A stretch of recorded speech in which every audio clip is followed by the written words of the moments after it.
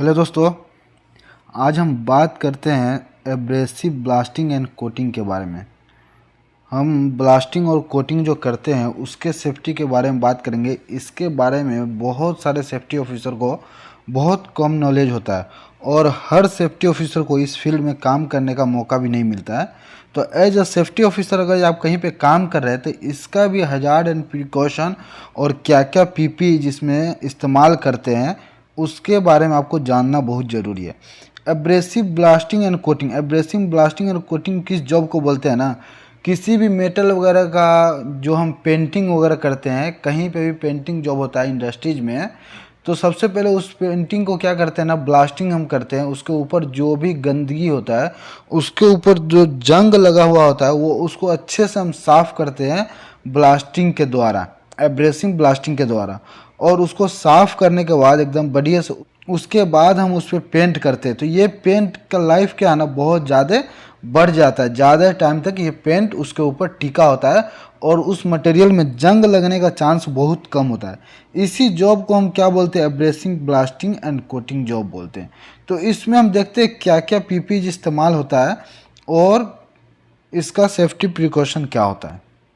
ये वीडियो अगर अच्छा लगे तो चैनल को सब्सक्राइब कीजिए, वीडियो को लाइक कीजिए कि हम और भी सेफ्टी का अच्छे अच्छे वीडियो हम आपको देते रहें। यहाँ सबसे पहला हम देखते हैं precaution point, only qualified and SA certified individual shall operate abrasive blasting and coating equipment.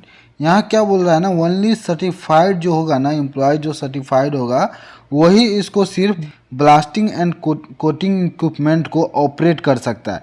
ये सर्टिफाइड का ये बता रहा है, ये सर्टिफाइड बंदा है, उसके पास एक सर्टिफिकेट होना चाहिए, उसके पास ऑथराइजेशन पेपर होना चाहिए कि ये सर्टिफाइड है इस मशीन को ऑपरेट करने के लिए और ब्लास्टिंग कोटिंग को चलाने के लिए और एब्रेसिंग ब्लास्टिंग करने के लिए ये सर्टिफाइड है। ये सर्टिफिकेट है, जो भी उस मशीन का इस्तेमाल करेगा, जो भी एब्रेसिंग ब्लास्टिंग और कोटिंग करेगा, उसके पास ये सर्टिफिकेट रहेगा। सेकेंड में हम देख रहे हैं, a dead man switch automatic shut off is required on abrasive blasting nozzle. यहाँ क्या बोला है ना, एक डेड मैन स्विच जो होता है ना वो रिक्वायर्ड है, नोजल के ऊपर वो होना चाहिए। यहाँ जो आप फोटो देख रहे हैं ये डेड मैन स्विच है, ऑटोमेटिक। अगर आप नोजल को छोड़ते हैं, आपके हाथ से अगर ये नोजल गिर जाता है तो ये ऑटोमेटिक बंद हो जाएगा। ये डेड मैन स्विच है, ऑटोमेटिक शटअप स्विच। थर्ड में हम देख रहे हैं, carbon monoxide alarm is mandatory for abrasive blasting. Carbon monoxide alarm वहाँ पे होना चाहिए एब्रेसिंग ब्लास्टिंग के पास, क्योंकि वहाँ पे जो हम ब्लास्टिंग करते हैं ना तो वहाँ से ऑक्सीजन की मात्रा बहुत कम हो जाती है, रिमूव हो जाती है, क्योंकि वहाँ पे बहुत ज़्यादा डस्ट होता है। तो वहाँ पे कार्बन मोनोऑक्साइड की अवेलेबिलिटी चांस बढ़ने का चांस वहाँ पे ज़्यादा हो जाता है। तो इसके लिए CO अलार्म मैंडेटरी है, वहाँ आपके पास होना चाहिए। फोर्थ नंबर में हम देख रहे हैं, air hood is mandatory for abrasive blasting. Air hood होना चाहिए, फ्रेश एयर के लिए आपके पास एयर हुड होना चाहिए। आप जो ब्लास्टिंग करते रहते हैं तो उस एरिया में बहुत ज़्यादा डस्ट होता है। ये हेलमेट के ऊपर जो आप डस्ट देख रहे हैं ना, इतना ज़्यादा डस्ट होता है कि आपके पूरा बॉडी पे, पूरा हेलमेट पे बहुत ज़्यादा डस्ट होता है। तो इसके लिए हम अलग से फ्रेश एयर के लिए ये एयर हुड का इस्तेमाल करते थे। ये भी मैंडेटरी है एयर ब्लास्टिंग के लिए। यहाँ फिफ्थ नंबर में देख रहे हैं, a bonding system must be install and grounded to prevent static charge. A bounding system क्या है ना, इसमें बॉन्डिंग सिस्टम होना चाहिए, इंस्टॉल करना चाहिए। ग्राउंडेड अर्थिंग जो बोलते हैं ना, अर्थ एक यहाँ से केबल को जोड़ के, एक वायर को जोड़ के ग्राउंड करना चाहिए, क्योंकि यहाँ पे जो कोटिंग करते हैं ना तो उसमें स्टैटिक चार्ज बढ़ने का, करंट आने का चांसेस हो जाता है। तो इसके लिए वो इंस्टॉल आपको करना चाहिए। सिक्स में हम देख रहे हैं, वेयर एयर सप्लाई हुड और SCBA hearing protection and full body harness. Wear air supply, air supply ये हेलमेट के बारे में जो बोल रहा है, जो अभी हम बात किए थे, या स्काबा सेल्फ कंटेन ब्रीदिंग अपरेटर। अगर ये डायरेक्ट एयर सप्लाई नहीं है तो आपको स्काबा भी पहनना चाहिए। हेयर प्रोटेक्शन पहनना चाहिए, कान के लिए आपको एयर मफ या एयर प्लग इस्तेमाल करना होगा। और ऐसी जगह पे अगर जो हाइट वगैरह पे ऐसा काम कर रहे हैं तो वहाँ पे फुल बॉडी हार्नेस का प्रोटेक्शन भी आपके पास। सेवेंथ नंबर में देख रहे हैं, the air delivered to user must be less than 38 degree Celsius 100 Fahrenheit. Air deliver users जो होता है ना, वो कम से कम मतलब लेस देन 100 फ़ारेनहाइट उसका ये होना चाहिए हीटिंग पॉइंट, उसमें टेम्परेचर दिखाता रहता है, नहीं तो 38 डिग्री सेल्सियस तक होना चाहिए। 8th नंबर में देख रहे हैं only approved abrasive blasting materials shall be silica sand is prohibited.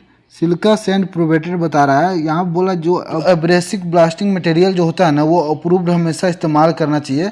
Chilka dust आप इसमें इस्तेमाल नहीं कर सकते। जैसे आप अलग से क्या करता है ना, बहुत सारा छोटा छोटा पत्थर का इस्तेमाल करने लगता है, छोटे कंकर का इस्तेमाल करने लगता है, कोई इधर उधर से भी सैंड उठा के बहुत सारे आदमी इस्तेमाल करने लगते हैं। तो ये सब इस्तेमाल वहाँ पे मना है, उसके लिए अलग से मटेरियल आता है यूज करने के लिए, ब्लास्टिंग के लिए अलग से उसका अप्रूव्ड ब्लास्टिंग मटेरियल आता है, एब्रेसिव मटेरियल आता है। यहाँ हम 9th नंबर में देख रहे हैं install safety pin in every coupling.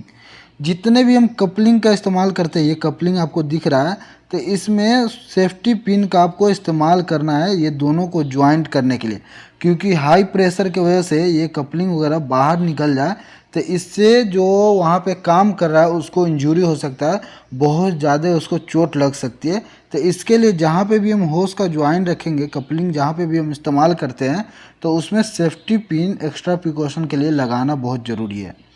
10th में हम देख रहे हैं fall protection is required for heights above 1.8 metre और 6 फीट। बोल रहा फॉल प्रोटेक्शन आपको इस्तेमाल करना है अगर जब आप हाइट पे ये काम कर रहे हैं 1.8 मीटर ग्राउंड से ऊपर या 6 फीट हाइट पे आप काम कर रहे हैं, तो फॉल प्रोटेक्शन आपको इस्तेमाल करना चाहिए।